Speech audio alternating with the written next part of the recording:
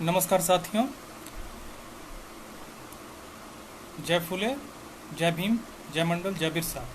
आप सभी को मेरा अभिवादन, नमस्कार। मुझे आज ओबीसी की भारत सरकार की नौकरियों की में जो रिप्रेजेंटेशन है उसके बारे में बोलने के लिए कहा गया। सबसे महत्वपूर्ण बात यह है कि मैं आपको बताना चाहता हूं कि जो भारत सरकार की नौकरियों में पिछड़े वर्ग का रिप्रेजेंटेशन है वो बहुत ही ख़राब है। और सबसे बड़ी बात यह है कि जब मंडल कमीशन लगा, जब से लागू हुआ है 7 अगस्त 1993 से, उसके बाद से मंडल कमीशन के पहले जो नौकरियों में रिप्रेजेंटेशन था उससे बाद में बहुत ज़्यादा कोई अच्छा रिप्रेजेंटेशन नहीं था। सबसे पहले तो आपको ये जानने की ज़रूरत है कि भारत सरकार ने ये आंकड़ा दिया कि 2012 में यूपीए का जब शासन ख़त्म हो रहा था, यूपीए 2 का जब शासन ख़त्म हो रहा था, तो ओबीसी के लोगों की जो नौकरियों में, भारत के सरकारी नौकरियों में जो रिप्रेजेंटेशन था वो करीब करीब 16% था। ये पूरी हर तरह की नौकरियों का रिप्रेजेंटेशन था, ए बी सी डी जो भी आप कहिए। और सबसे महत्वपूर्ण बात उसके बाद ये है कि ओबीसी के लोगों का सफाई कर्मचारियों की नौकरियों में भी 15-16% रिप्रेजेंटेशन है।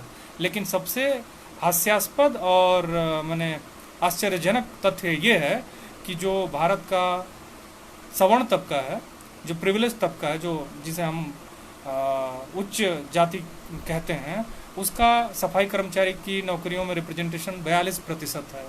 जो सफाई कर्मचारियों की सरकारी नौकरी है उसमें उनका रिप्रेजेंटेशन 42% है। ये कितना आश्चर्यजनक तथ्य है, इसको आपको जानने की ज़रूरत है।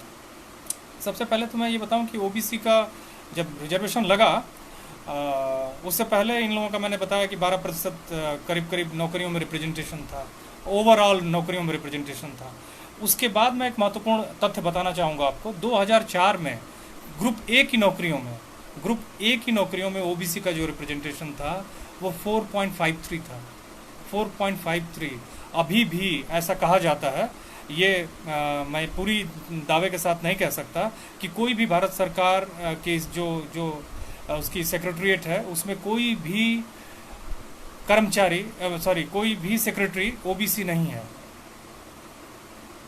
ये भी एक बहुत ही माने एक शर्मनाक बात है। इसलिए शर्मनाक बात है कि कोई भी देश तब तक समावेशी देश नहीं बन सकता है जब तक कि सारे तबकों का उस देश की संरचना में रिप्रेजेंटेशन ना हो जाए। तो हमको इस बात को समझने की ज़रूरत है। हम बात तो गौरवशाली भारत की करते हैं, परंपराओं की करते हैं, लेकिन ये वही भारत है जहाँ अनारियों के देवता शिव को ब्राह्मणवादी परंपरा में शामिल कर लिया गया, कृष्ण को शामिल कर लिया गया, बुद्ध को शामिल कर लिया गया। जो भी महत्वपूर्ण होता है उसको किसी न किसी हिसाब किताब से शामिल कर लिया जाता है अपनी फोल्ड में, और उसको अपने पर्पज को सर्व करने में लगा दिया जाता है, या उसको माने उसका अप्रोप्रिएशन होता है और उसको एक सोशियो कल्चरल टूल के रूप में इस्तेमाल किया जाता है उसका। ये दूसरी बात है। अब मैं नौकरियों पे आता हूँ। नौकरियाँ 2 तरह की होती हैं, एक तो फॉर्मल सेक्टर है, एक इनफॉर्मल सेक्टर है। सबसे बड़ी बात यह है कि अब जो भारत सरकार की नौकरियां हैं, जो सरकारी नौकरियां जिसे हम कहते हैं, वो खुद बहुत कम हो गई हैं। जब फ्री मार्केट का कॉन्सेप्ट आया, जो पीवी नरसिम्हा राव आंध्र प्रदेश के प्रधानमंत्री थे भारत में 1990 के बाद, तो उन्होंने लिबरलाइजेशन का कॉन्सेप्ट लाया। उसके बाद बहुत सारी नौकरियां बनी, प्राइवेट सेक्टर में बनी। प्राइवेट सेक्टर का बहुत तेज़ी से और मजबूती से उभार हुआ। लेकिन सबसे महत्वपूर्ण बात यह है कि उस सेक्टर में जो मालिक थे वो कौन थे? जो मालिक थे वो ज़्यादा प्रिविलेज तबके के लोग थे, उसी उच्च जाति के लोग थे। उन्हीं की कंपनियां थीं, उन्हीं की इंडस्ट्री थी, उन्हीं का, क्योंकि पैसा उन्हीं के पास था और उनका कनेक्शन था। पैसा ही केवल महत्वपूर्ण नहीं होता है, महत्वपूर्ण 2-3 और भी चीज़ें होती हैं जो इनविजिबल होती हैं। जैसे आपको जानने की ज़रूरत है कि ये जो जाति का नेटवर्क है, जाति का जो कनेक्शन है अपने आप में एक पूंजी है, एक सोशल कैपिटल है, कल्चरल कैपिटल है, ये बहुत सारी कैपिटल है।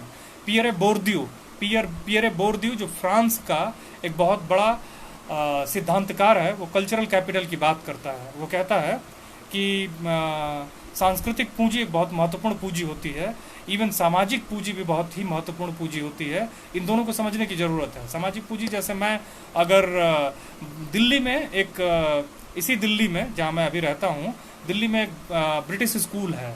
ब्रिटिश स्कूल की जो सालाना फ़ी है वो 12 लाख रुपए है।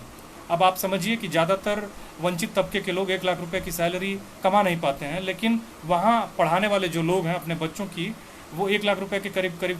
अच्छा, वो कोई बोर्डिंग स्कूल नहीं है, वो डे स्कूल है, यहीं ब्रिटिश सैन मार्टिन रोड पे है। और आप कभी दिल्ली आइए तो आप उसके बारे में पता लगाइएगा, या आप उसकी वेबसाइट पे भी चेक कर सकते हैं। 12 लाख रुपए एनुअल फ़ी है। ये पीछे बहुत पहले मैंने चेक किया था, आप अभी भी चेक कर सकते हैं और आप उसको देख सकते हैं कि कैसे, मतलब उस स्कूल में आप पता ये भी लगाइए कि कितने दलित अभिभावकों के बच्चे पढ़ते हैं, दलित जाति के पेरेंट्स के बच्चे पढ़ते हैं, कितने ओबीसी जातियों के लोगों के बच्चे पढ़ते हैं। ये आंकड़ा अब पिछले 5 सालों में 4-5% से ज़्यादा नहीं हो सकता है, अगर होगा भी तो।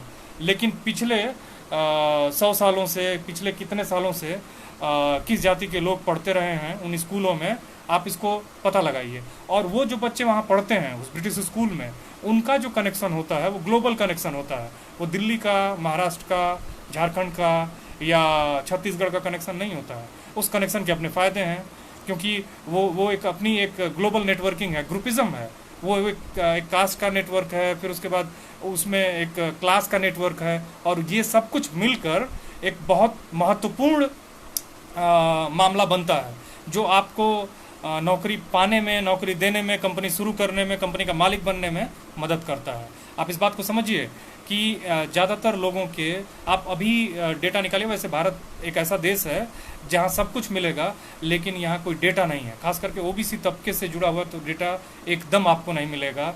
इसलिए नहीं मिलेगा क्योंकि सरकार देती नहीं है। और मैं बीजेपी को तो जो जिम्मेदार मानता हूँ अभी जो हमारी सरकार है, लेकिन इसके लिए सबसे ज़्यादा जिम्मेदार कांग्रेस की पिछली सरकारें रही हैं। उन्होंने कोई ईमानदार प्रयास नहीं किया जिससे इस तबके का इवॉल्वमेंट हो, इसकी एक हिस्सेदारी का नैरेटिव बन पाए, इसका मतलब एक ऐसा सिस्टम बन पाए जहाँ पे इनको बहुत ही माने एक मैकेनिज्म बनाया जा सके, जहाँ पे उसके हिसाब से लोगों को उनकी जनसंख्या के अनुपात के हिसाब से उनको प्रतिनिधित्व मिल सके, उनको रिप्रेजेंटेशन मिल सके। ऐसा कोई मैकेनिज्म किसी ने कोई इच्छा शक्ति नहीं दिखाई, और उसके पीछे तमाम राजनीतिक कारण हैं, उससे ज़्यादा सोशियो कल्चरल कारण हैं। क्योंकि जो प्रिविलेज जाति के लोग हैं वो ये नहीं चाहते हैं कि नीचे की जातियों के लोग ऊपर आएँ, खास करके ओबीसी के लोग। ये बहुत ही महत्वपूर्ण बीच की एक इंटरमीडिएरी कास्ट है, जो अगर थोड़ा सा भी उभार पाएगी या उभरेगी तो ये जो ऊपर का तबका है उसको डिसलॉज करेगी।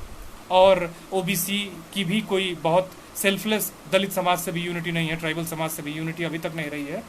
बीजेपी की सरकार आने के बाद इन लोगों ने एक इस तरह का प्रयास शुरू किया, जो बहुत ही अच्छा प्रयास है। मैं अब नौकरियों पे वापस आता हूँ। मैंने बात की सोशल कैपिटल, कल्चरल कैपिटल की। अब नौकरियों का आप आंकड़ा देखिए। 2012 में यूपीए 2 की सरकार ने कहा कि करीब करीब 16% ABCD तमाम तरह के ग्रुप में इनका रिप्रेजेंटेशन 16.55% है। और ओबीसी की जो 1931 की जनगणना है उसमें उनकी आबादी 52% थी, जिसको मंडल कमीशन ने अपना आधार बनाया। अब इस बात को समझने की कोशिश करिए। हमारे एक बहुत ही सामाजिक चिंतक हैं योगेंद्र यादव जी, जो कभी कभी जाति की बात करते हैं, हमेशा नहीं करते हैं।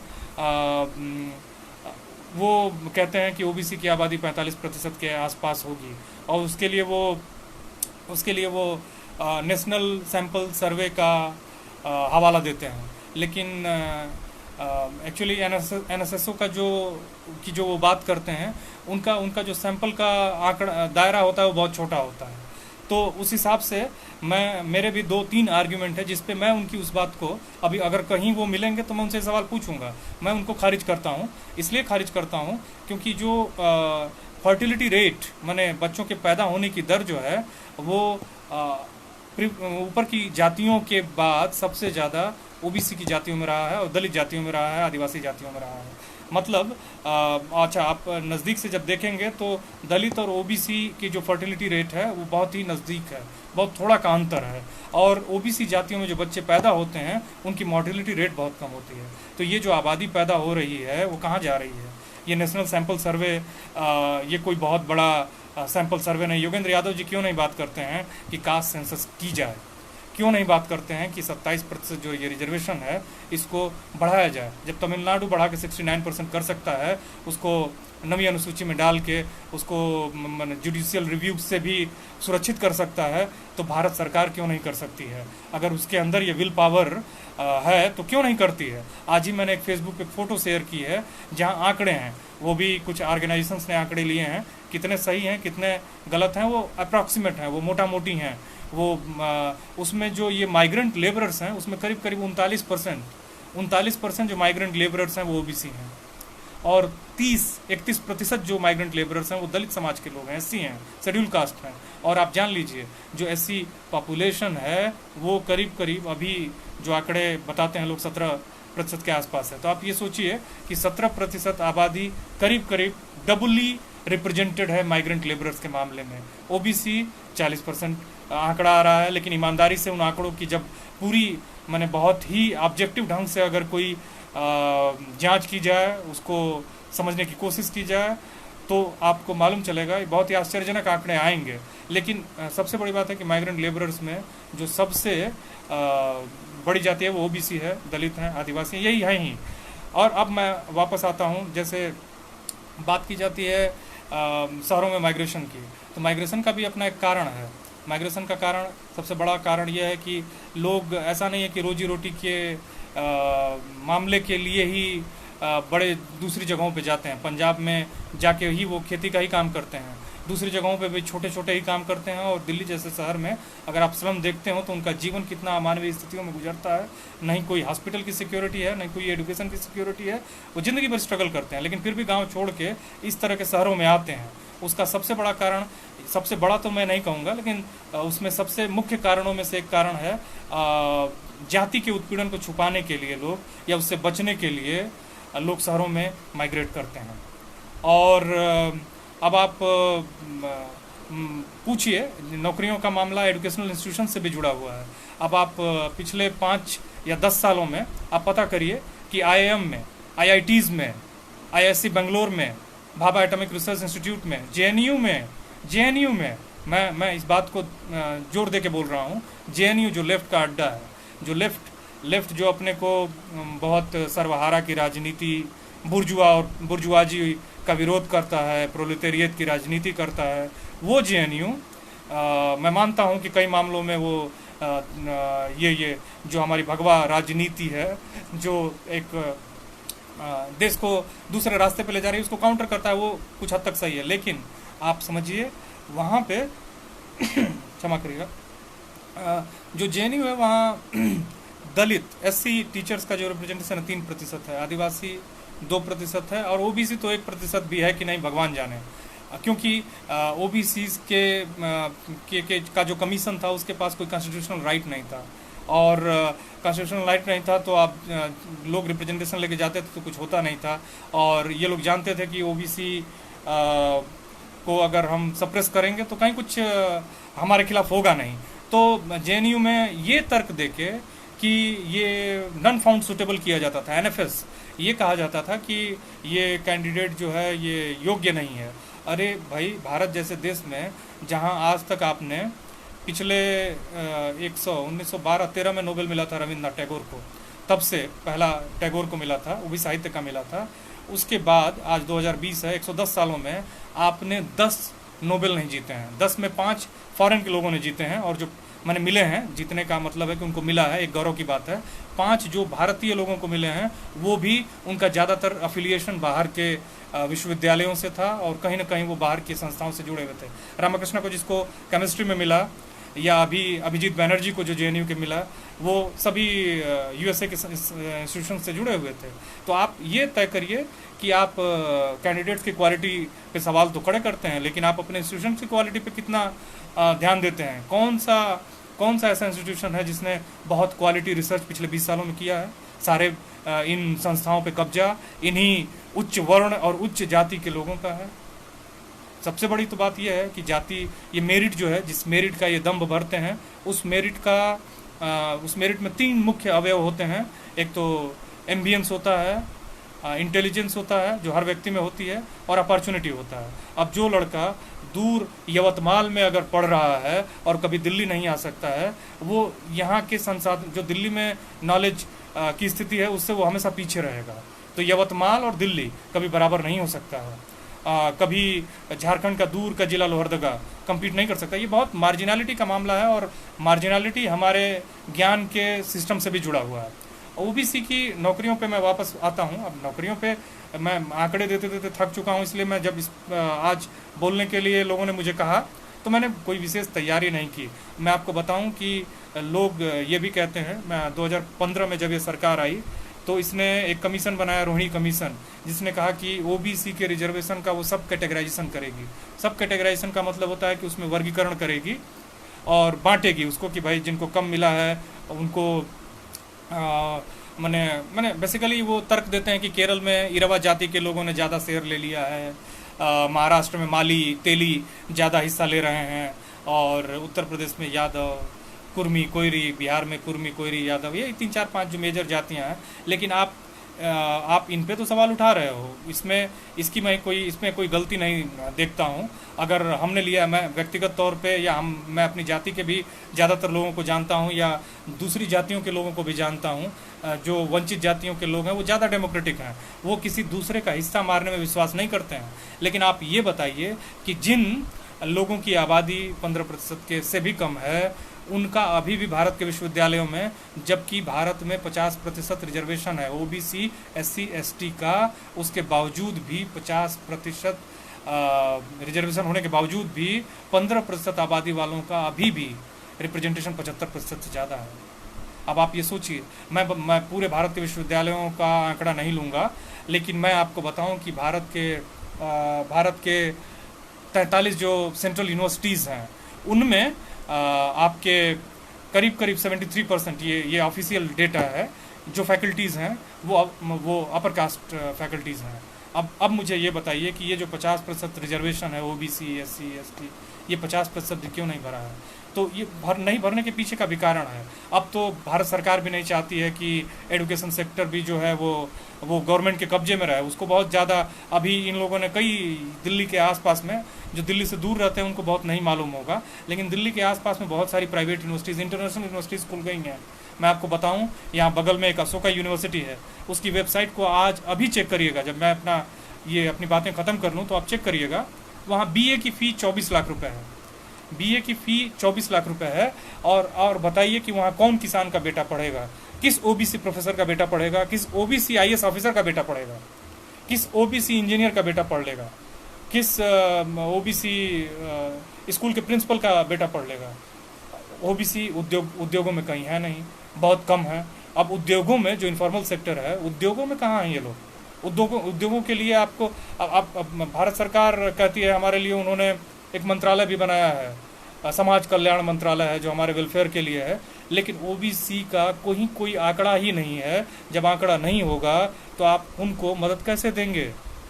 कितने गरीब हैं, कितने अमीर हैं, कितने लोगों को ज़रूरत है, आप उस पर कहीं कोई, जब आंकड़े पे आप बात नहीं करोगे, जब आपके पास डेटा नहीं होगा, तो आप कैसे मदद करोगे? इसीलिए जो ये सोशल वेलफेयर डिपार्टमेंट है, सेंट्रल लेवल का या स्टेट लेवल का, वो बहुत इफेक्टिव ढंग से काम नहीं कर पाता है ओबीसी के लोगों के लिए। तो इस बात को समझने की कोशिश करिए कि आप कहीं नहीं हैं। कहीं नहीं का मतलब कि बहुत ईमानदारी से मैं कह रहा हूँ, कहीं नहीं है। आप स्कूल टीचर हो सकते हैं, आप थोड़े मोड़े, अभी जो नए बच्चे हैं वो संघर्ष करके थोड़ी मोड़ी ग्रुप A की नौकरियों में आए हैं। लेकिन मैं आपको डेटा बता दूं, मैंने जो ये डेटा दिया 2016 का मैं डेटा दे रहा हूं, और ये सबसे रिसेंट डेटा है। उसके बाद से भारत सरकार ने कहीं कोई आंकड़ा नहीं दिया है। 2016 में भारत सरकार ने ये कहा कि ओबीसी के लिए रिजर्वेशन 27% है, और उस भारत सरकार ने कहा कि 21% से ज़्यादा इनका रिप्रेजेंटेशन हो गया है। अब ये सोचिए, जिस जिस तबके की आबादी, मैं योगेंद्र यादव जी की बात से सहमत नहीं हूँ, इसलिए मैं 45 नहीं कहूँगा, मैं 52 कहूँगा। और मैं इसमें जब 52 कहता हूँ तो मैं माइनॉरिटी मतलब मुस्लिम ओबीसीज को भी इंक्लूड करता हूँ। अब मैं जब ये 52% आबादी के लोगों को 27% रिप्रेजेंटेशन मिला हुआ है, रिजर्वेशन मिला हुआ है, उसमें भी 21% कब भरता है? 2016 में। और इनका रिजर्वेशन कब लगा? 93 में। ध्यान दीजिएगा, 7 साल उधर और 16 इधर, 23 सालों में आपने कितना भरा है? 21%। और ये कौन सी नौकरियां हैं? ABCD, मैंने चारों ग्रुप की नौकरियों का जो मामला है वो 21% से थोड़ा सा ज़्यादा, 21% मान लीजिए। लेकिन ग्रुप ए की जो भारत सरकार ने आंकड़ा दिया वो 13% था, वो 13% था। और मैं आपको बताऊं, मैं ये नहीं कह रहा हूं कि मैं कोई तुलना कर रहा हूं, लेकिन दलित समाज का जो रिप्रेजेंटेशन है ग्रुप 1 की नौकरियों में बहुत पहले से, ध्यान दीजिएगा, बहुत पहले से वो 15% से ज़्यादा है। ओबीसी का अभी भी ग्रुप 1 की नौकरियों में जो रिप्रेजेंटेशन है वो 13% ही है। और मैंने बताया कि 2004 में वो रिप्रेजेंटेशन 4.5% था। तो अब आप समझिए कि जो 4.5% मतलब उस समय 2004 में जितने भी IAS हुए होंगे, जो क्लास 1 की नौकरियों में गए होंगे, प्रोफेसर हुए होंगे, वो इतना जल्दी मैंने असिस्टेंट प्रोफेसर हुए होंगे तो वो प्रोफेसर कैसे हो जाएंगे, VC कैसे हो जाएंगे? अब 43 जो सेंट्रल यूनिवर्सिटीज़ हैं भारत की, उसमें एक भी VC OBC नहीं है, अभी दलित भी नहीं है, आदिवासी भी नहीं है शायद। अमरकंटक में एक आदिवासी वाइस चांसलर थे जो जिनको कट्टीमनी सर को, उनको इन लोगों ने वहाँ उनका टर्म खत्म हो गया, वहाँ एक ब्राह्मण वाइस चांसलर को विश्वविद्यालय स्थापित किया कांग्रेस ने आदिवासियों की भलाई के लिए। वाइस चांसलर लगातार वहाँ पर कास्ट के अपॉइंट होते रहे, ये विडंबना देखिए। और जो ये 43 सेंट्रल यूनिवर्सिटीज़ के वाइस चांसलर हैं उसमें एक यादव वाइस चांसलर हैं, लेकिन वो ओपन कैटेगरी के वाइस चांसलर हैं झारखंड में, सेंट्रल यूनिवर्सिटी ऑफ झारखंड में। तो ये इस तरह से 43 सेंट्रल यूनिवर्सिटीज़ में कोई OBC का वाइस चांसलर नहीं है। अब इस बात को समझिए, मैं आंकड़ा देते देते थक गया हूँ। भारत के विश्वविद्यालयों में कितने OBC के प्रोफेसर हैं, कितने OBC के एसोसिएट प्रोफेसर हैं? और मैं इस नौकरी को बहुत नज़दीक से देखता हूँ। मैं जानता हूँ कि भारत में PhD करने वालों की क्या क्वालिटी है, क्या वो कौन सा ज्ञान का पहाड़ उठा के वो रख देते हैं, ये मैं बहुत बढ़िया से जानता हूँ।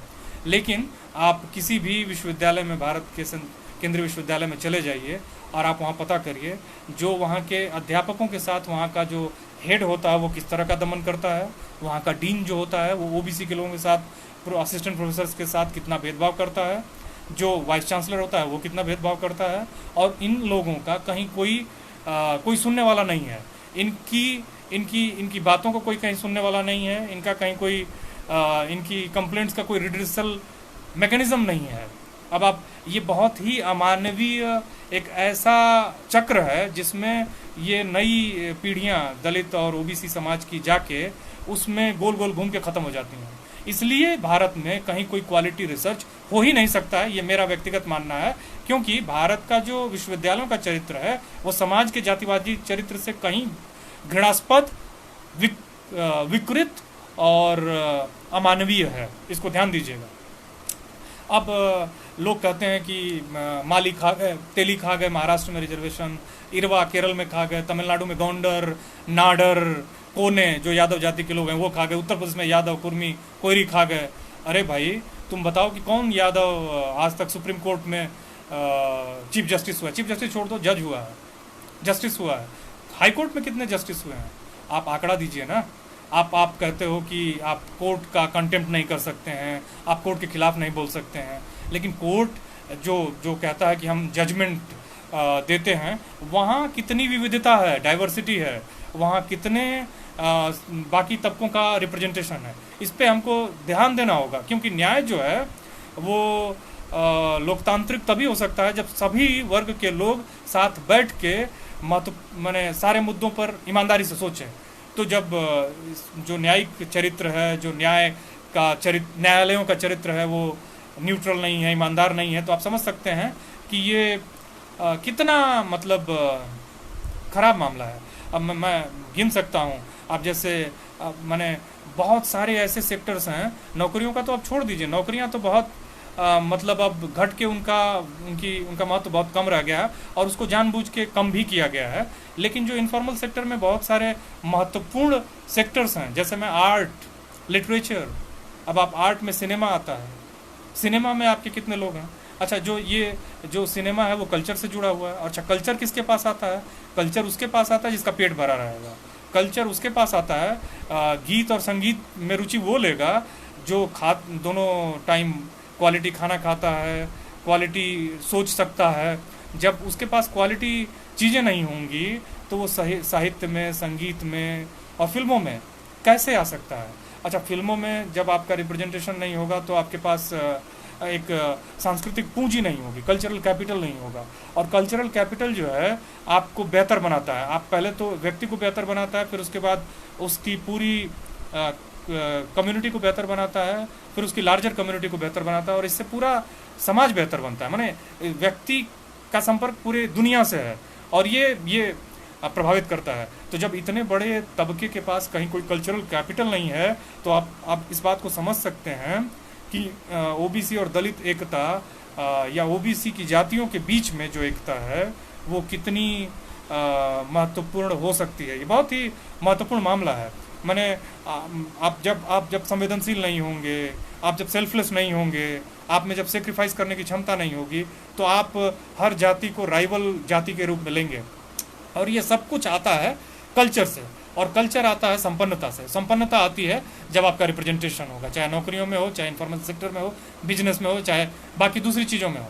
तो इस बात को समझने की ज़रूरत है। नाम फिल्म में है, नाम साहित्य में है, और जो साहित्य में लोग थे उनको इन लोगों ने इतना डिस्करेज किया कि वो उनका कहीं कोई नाम ही नहीं आता। जैसे राजेंद्र यादव, जैसे फणीश्वर नाथ रेड्डी, एक अति पिछड़ी जाति से बिहार से आते थे, और उनसे बड़ा साहित्यकार मुझे नहीं लगता है कि पिछले 50 सालों में भारत में हुआ है। फणीश्वर नाथ रेड्डी को न साहित्य अकेडमी दिया गया, ना ही ज्ञानपीठ मिला, न ही भारत के कोई भी महत्वपूर्ण पुरस्कार मिले, इवन राजेंद्र यादव को नहीं मिला।